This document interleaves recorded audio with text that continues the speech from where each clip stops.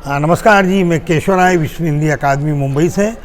और आज हम एक जो कार्यक्रम में यहाँ पर आए प्रेसिडेंट होटल में, सुप्रसिद्ध कवित्री और साहित्य प्रेमी, समाजसेवी, उद्योगपति और साहित्य प्रेमी इतनी कि मुंबई में जो भी साहित्यकार हैं या पुस्तक, पत्रिकाएं और कार्यक्रम और भाषा के लिए रानी पोद्दार जी हमेशा अग्रणी रहती थी और बहुत काम करती थी। तो आज उनकी याद में उनकी पुत्री समता जी ने कार्यक्रम रखा था और उसी कार्यक्रम में सोमा जी भी रानी जी से इतना जुड़ी थी। रानी जी उन्हें अपनी बिटिया मानती थी और सोमा जी पर गर्व भी करती थी कि पद्मश्री सोमा घोष जी पर उन्हें बहुत नाज था। तो आज ये कार्यक्रम में उन्होंने प्रस्तुति दी, उन्हें याद किया। तो और हमने सोमा जी को भी आमंत्रित किया है मुंबई हिंदी लिट फेस्ट 8, 9, 10 जनवरी को। तो नमस्ते सोमा जी। नमस्कार। बहुत अच्छी प्रस्तुति रही और आज आपने रानी जी की याद में अच्छे कार्यक्रम, अच्छे गीत प्रस्तुत किए और जो उनकी संस्था के सभी लोगों ने बहुत पसंद किया और आप समय निकल कर आई निश्चित रूप से। तो अभी उनकी लड़की आएंगी, जब तक हम बात करते हैं। तो मुंबई हिंदी लिट फेस्ट में 32 सत्र हैं, अलग अलग सत्र हैं। तो एक सत्र ऐसा भी है लोक संगीत और शास्त्रीय संगीत। शास्त्रीय संगीत तो निश्चित रूप से बहुत ही प्राचीन है। साथ साथ अभी हमने अखबार में पढ़ा था कि ओडिया भाषा, उसको शास्त्रीय भाषा का घोषणा की गई है सरकार ने।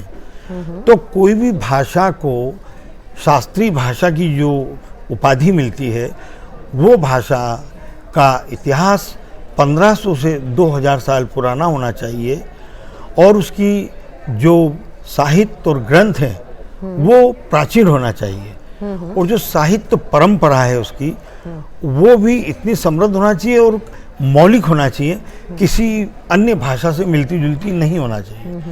तो ये जो साहित्य जो मतलब कहने का मतलब जो भाषा और संगीत है, शास्त्रीय संगीत और शास्त्रीय भाषा, इसके बारे में थोड़ा आप बताएं।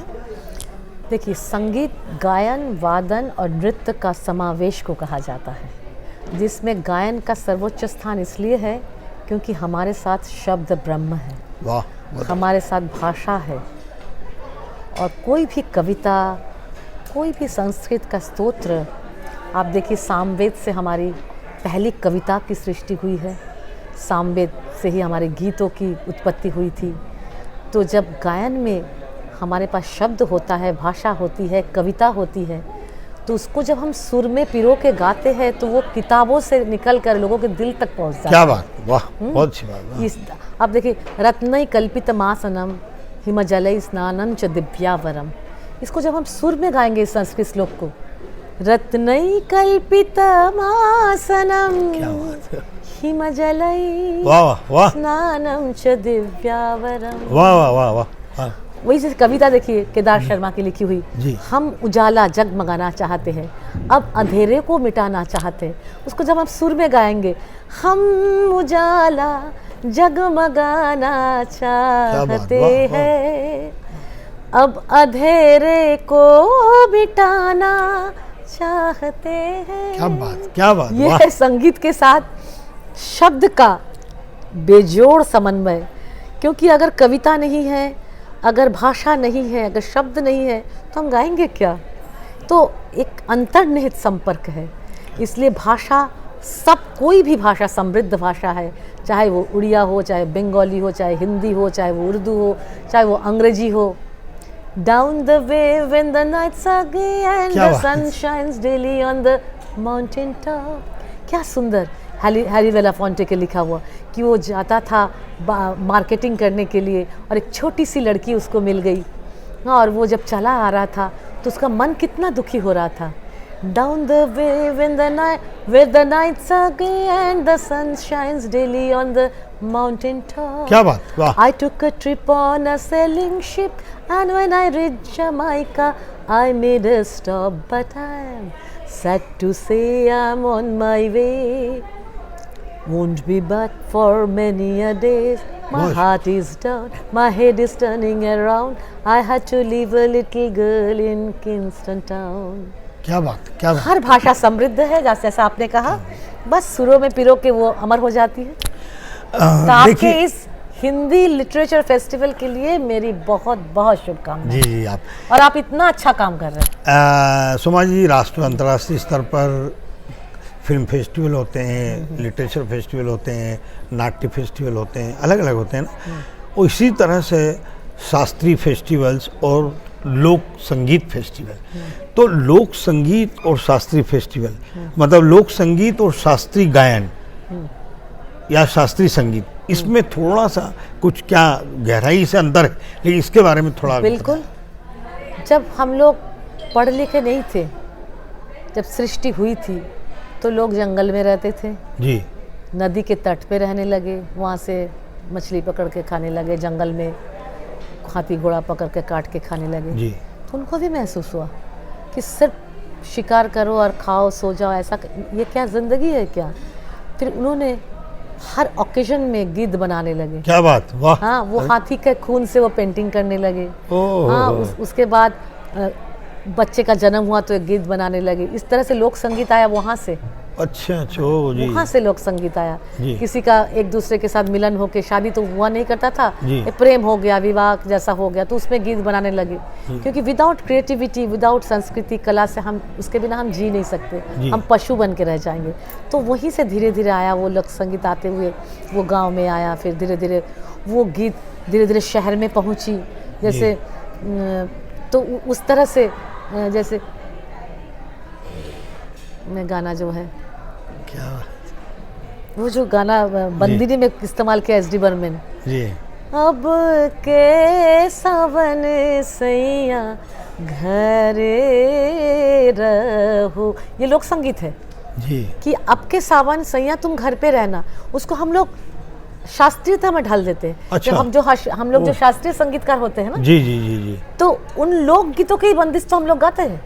अच्छा अच्छा अच्छा अच्छा जी। अरे रामा रिमझिम से बरसे लपनिया, चली तो याओ जनिया रे हरी, अरे रामा रे रामा। उसमें हम शास्त्रीयता की चादर ओढ़ लेते हैं जी, लेकिन जी। सब कुछ ही लोक संगीत से आया है। वही हमारे शास्त्रीयता का मूल है, उसको हम इग्नोर नहीं कर सकते। तो ये जो समारोह होते हैं, उत्सव होते हैं, फेस्टिवल्स होते हैं, शास्त्रीय और लोक संगीत, इनमें आपकी भी बड़ी भागीदारी होती है। उसके कुछ अनुभव बताएं, उससे नई पीढ़ी को या हमारी इस परंपरा को कितनी समृद्धि करने में और उसका देखिए, शास्त्रीय सहयोग मिलता संगीत हमारा रूट है, लोक संगीत हमारा रूट है। हम रूट को भूल नहीं सकते। रूट को भूलेंगे तो इमारत कभी भी टूट सकती है। तो शास्त्रीय संगीत का बेस रहेगा तो आप कुछ भी गाओ, रॉक, पॉप, फिल्म संगीत, कुछ भी गाओ, तो उस रूट के आधार पर सब कुछ बनता है। इसलिए शास्त्रीय संगीत का प्रचलन बहुत होना चाहिए। इसके बिना हम कुछ भी नहीं कर सकते। हम लोग कोशिश करते हैं, ज़माना बदल रहा है, लेकिन हम आत्मा तो नहीं बदलती है ना, शरीर ही तो बदलता है। तो हम प्रेजेंटेशन को लाइट करते हुए, जो आज के बच्चों को जो अच्छा लगे, हम उसको आगे लेके चले तो शास्त्रीय संगीत सबको अच्छा लगेगा, क्योंकि वो हमारे माँ बाप हैं, उनसे ही सब चीज़ का जन्म लेता है। इतना ही कहूँ। शास्त्रीय संगीत में घराने होते हैं मैडम? बिल्कुल, हम बनारस घराने के हैं, जी। फिर मैहर घराना है, आपको पता है, इंदौर घराना है, ग्वालियर भी? उस्ताद आमिर खान साहब इंदौर घराने के थे। ग्वालियर घराने में तानसेन जी ग्वालियर घराने के थे। जी जी।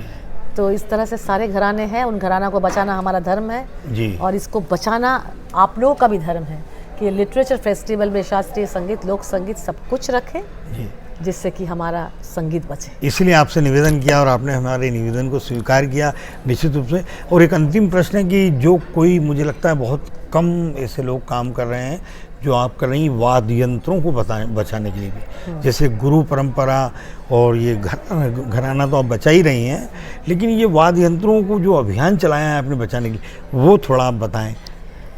देखिए, ये जो वाद्य यंत्र है, ये हमारे भारत का संपत्ति है। ये वाद्य यंत्र, ये जो इतने सारे गाने बने थे फिल्मों में, मदन मोहन जी, एस डी बर्मन जी, इन लोग एक तानसेन थे, इतना समझ था इन लोगों को शास्त्रीय संगीत की, और इन्होंने सारे वाद्यों को इस्तेमाल किए थे गीतों में। तबला तरंग, जल तरंग, रुद्र बीना, फिर विचित्र वीणा, दुम्बक, शहनाई, सुंदरी, सारे इंस्ट्रूमेंट्स। तो इनको बचाने का पहल मैंने 2005 में किया था, जिसमें उस समय के प्रेसिडेंट डॉक्टर कलाम साहब हमें प्रोत्साहन देने के लिए एज ए चीफ गेस्ट आए थे। आज भी वो काम चल रहा है। वो साज बचाना बहुत ज़रूरी है। जैसे हमारे देश में एक पक्षी अगर एंडेंजर्ड हो जाता है उसको बचाया जाता है, एक रूइंस जो खंडहर होते हैं उसको बचाया जाता है, तो इसको भी इक्वली बचाना चाहिए, क्योंकि संगीत का अंग है। संगीत, इनके बिना संगीत नहीं हो सकता है। हमने कहा कि नहीं कि गायन वादन, तो वादन को भी तो बचाना चाहिए, तभी तो संगीत कंप्लीट होती है नृत्य से। क्या बात। तो धन्यवाद।